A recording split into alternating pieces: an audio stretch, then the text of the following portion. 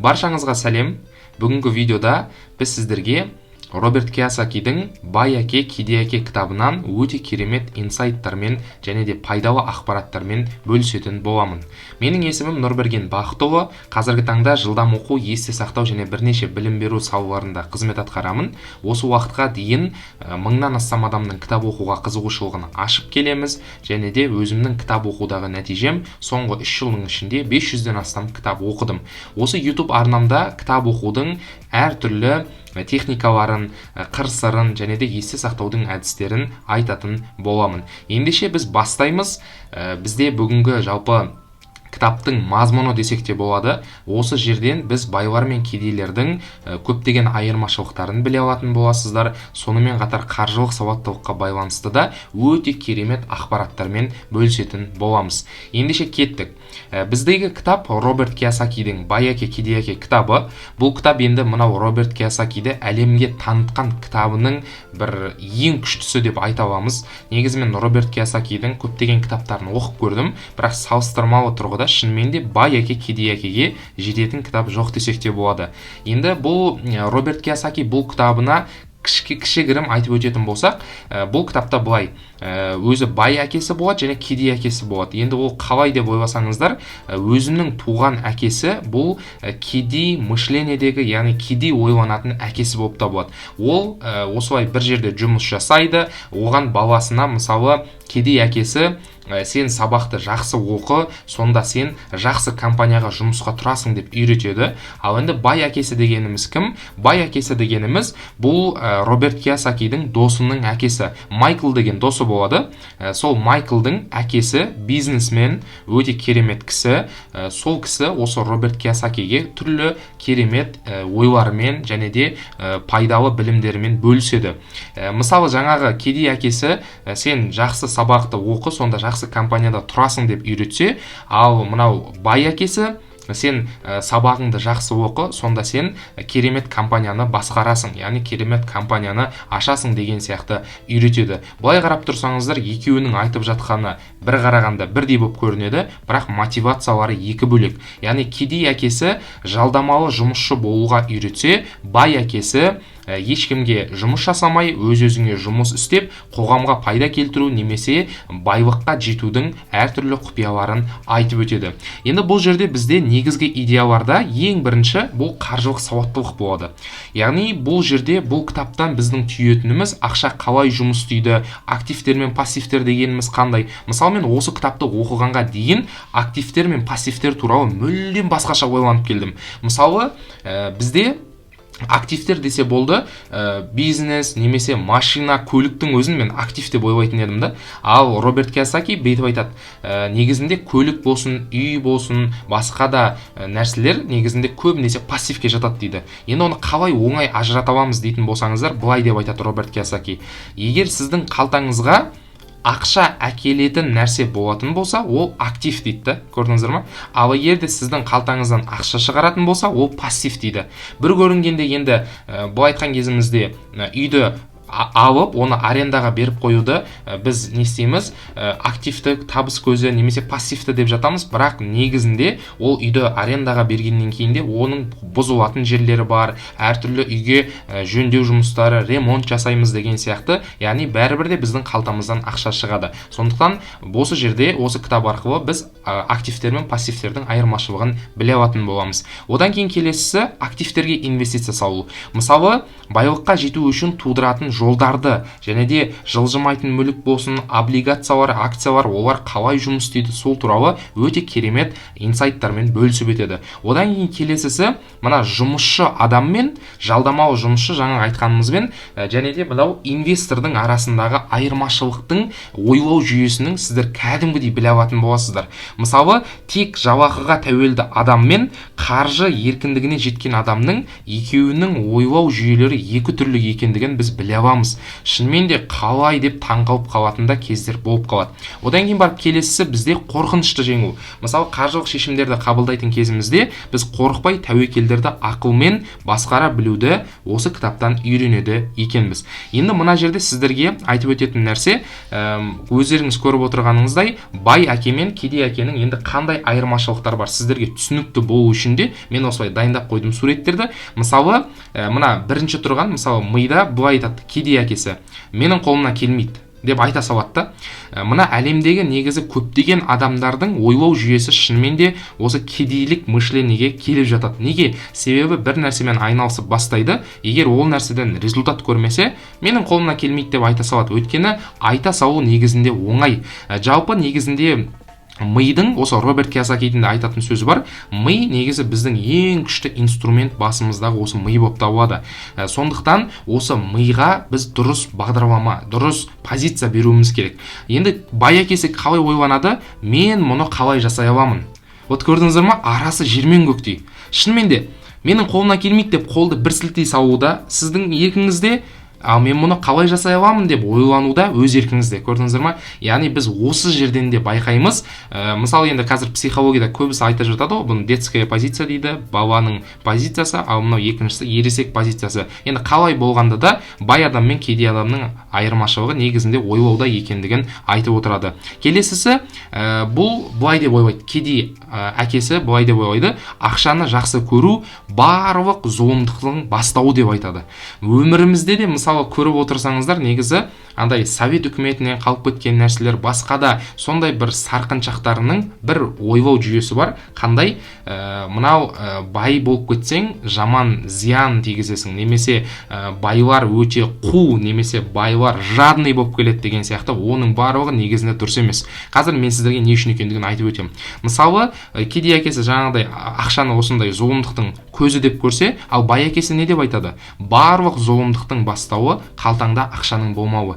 Негізінде шынымен де ақылмен ойланатын болсақ, ұрылар не үшін ұрлық жасайды? Ойланып көріңіздерші. Олар еріккеннен, іш пысқаннан, просто олардың хоббиі болғаннан кейін ұрлық жасамайды ғой. Оларға ақша керек болып тұр. Немесе қылмыстарда бір әйелдің әшекейін біреу ұрылар ұрлайды, немесе қылмыскерлер оны өлтіріп тартып алғысы келеді. Мысалы, қарап тұрсаңыздар, оларға да ақша керек болды, қылмыскерлерге.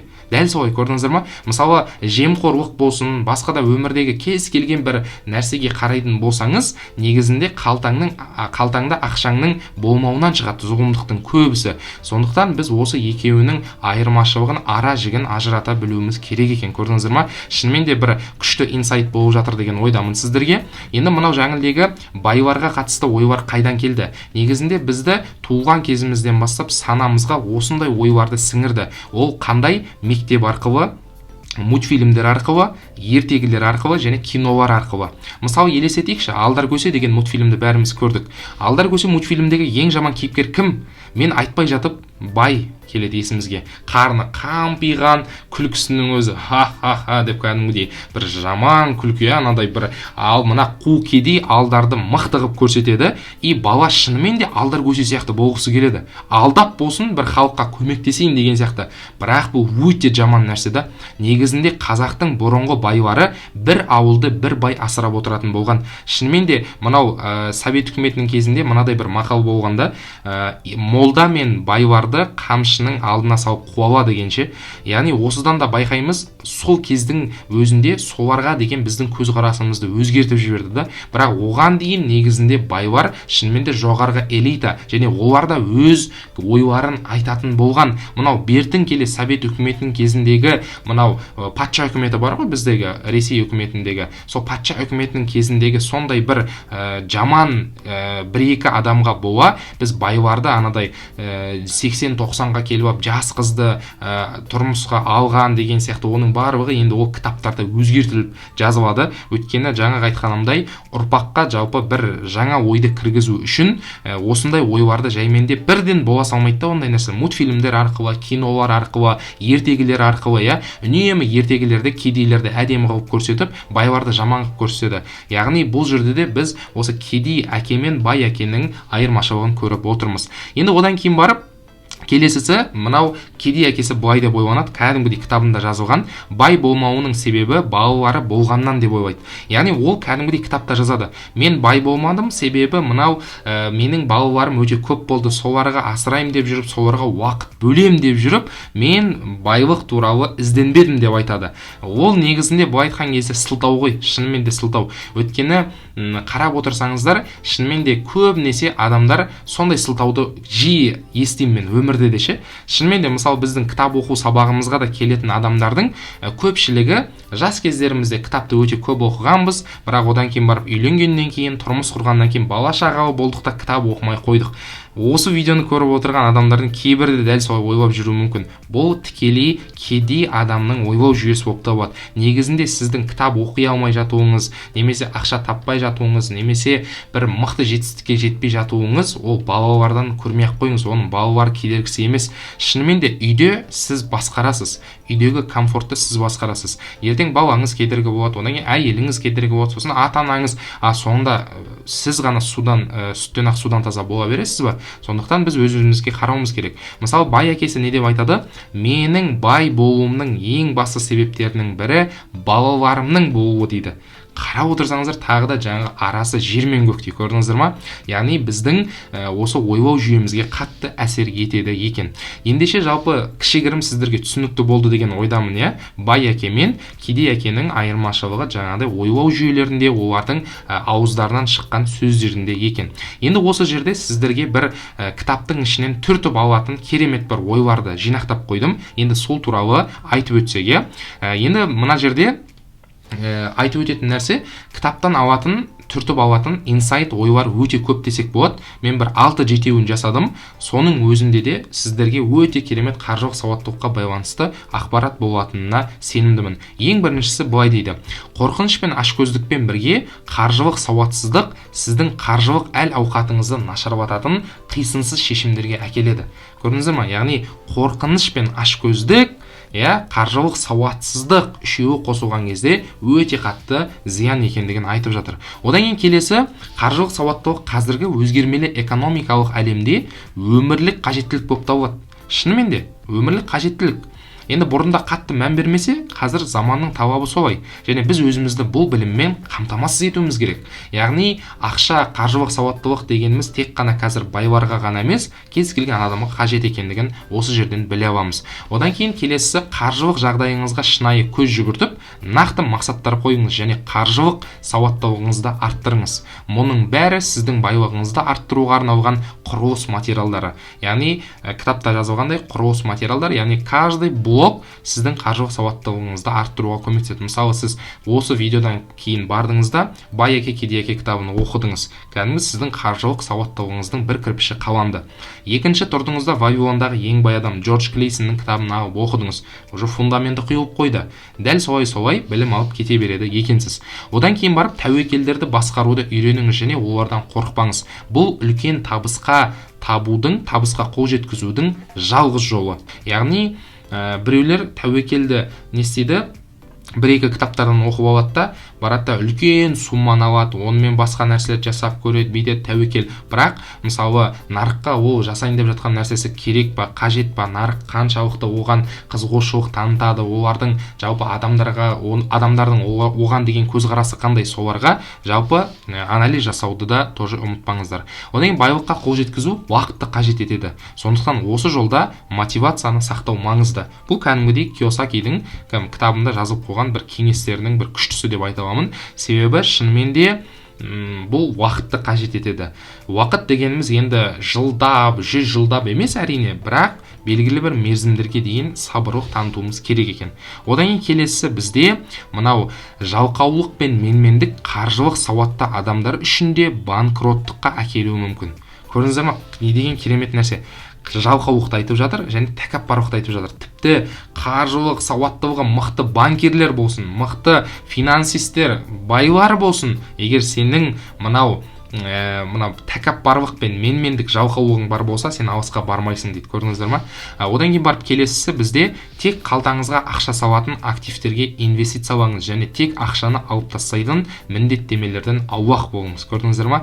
Яғни біз инвестиция салып жатқан кезімізде, мысалы, мен адамдарға айтамын да үнемі, біздің жылдам оқу сабақтарымызды алатын болсаңыздар, сіздер ешқашанда ұтылмайсыздар деймін. Өйткені мынау $100 купюрада тұратын Бенджамин Франклин деген кісі бар ғой Америкада. Сол кісінің мынадай деп айтатын сөзі бар да, егер сен қай жерге ақша салуды білмейтін болсаң, онда сен өзіңнің басыңа инвестиция сал дейді, ақша сал дейді. Өйткені біліміңе сал дейді, өйткені білім саған 100% қайтып келеді дейді. Шынымен де сізге, мысалы, біздің сабақтарымызды оқып алғаннан кейін сіз қаншама кітапты оқып бітіресіз ба? Бітіресіз. Идеялар басыңызға келе ма? Келеді. Сөздік қорыңыз арта ма? Артады. Ұялшақтықтан құтыласыз, мақсат қоюды үйренесіз. Жалпы өміріңіз өзгереді. Және де сіз, мысалы, қарапайым бір жұмыс істейтін адам болсаңыз, сіз жұмысыңызда көшбасшы бола аласыз. Өзіңіздің бір кәсібіңізді айналысып жатсаңыз, басқалардан айырмашылық, артықшылық таба алатын боласыз. Бала тәрбиелеп жатсаңыз, балаңызды тәрбиелейсіз. Былай айтқан кезіңізде, именно біздің үйрететін сабақтарымыз сізге жаңағыдай именно бизнестерді үйрететін курстар болмаса да, сіздің қалтаңызға міндетті түрде ақша келетін болады. Оған мен 100% сенімдімін. Енді жалпы былай айтқан кезімізде, осы кітаптың соңғы бір қорытындысына келіп жетейік. Негізінде кітаптың басты мақсаты адамдарға мектепте үйретілмейтін, университетте берілмейтін, бірақ өмірде өте маңызды болатын қаржылық білімді беру. Шынымен де бұл кітапты кез келген бір қаржылық тәуелсіздікке ұмтылған адам оқып көру керек деп ойлаймын. Ол сізді ақша туралы жаңа қырынан ойлауға, табысты болуға жетелейтін шабыт көзі болады. Яғни сіздерге бір керемет мотивацияның бөлігі болып табылады. Көрдіңіздер ма? Сондықтан жалпы осы сіздерге бүгінгі видео ұнады деген ойдамын. Осы бүгінгі видеода сіздерге Роберт Кийосакидің Бай-әке кедей-әке кітабының осы өте қысқа нұсқа мазмұнын айтып өттім. Сонымен қатар бай әке мен кедей әкенің ойлау жүйесінің айырмашылықтарын айтып өттім. Және де қаржылық сауаттылыққа байланысты 6-7 инсайтпен бөлісіп өттім. Міндетті түрде осы видео сіздерге пайдалы болып жатса, арнаға жазылуды ұмытпаңыз, лайк басыңыз және достарыңызға таратыңыз. Осындай керемет видеолар алдағы уақытта шықсын десеңіздер, қолдау ретінде жаңағыдай арнаға тіркеліп, осы видеоны барынша максималды репост жасап тарататын болсаңыздар, басқа да адамдардың көруіне себепші болсаңыздар, ол да бізге өте үлкен мотивация болады. Ендеше келесі видеода кездескенше аман сау болыңыздар.